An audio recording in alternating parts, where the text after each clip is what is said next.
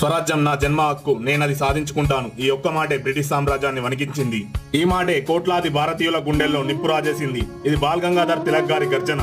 లోకమాన్య తిలక్ అనే పేరు వినగానే భారతదేశ స్వతంత్ర ఉద్యమంలో స్ఫూర్తి నింపిన గొప్ప నాయకుడి రూపం మన కళ్ళ ముందు నిలుస్తుంది. మనలో చాలా మందికి స్వతంత్ర పోరాటం అంటే గుర్తుకు వచ్చే పేరు మహాత్మా గాంధీ. కానీ గాంధీకి స్వతంత్ర పోరాటం దారిని చూపించిన వ్యక్తి బాల్ గంగాధర్ తిలక్ గారు.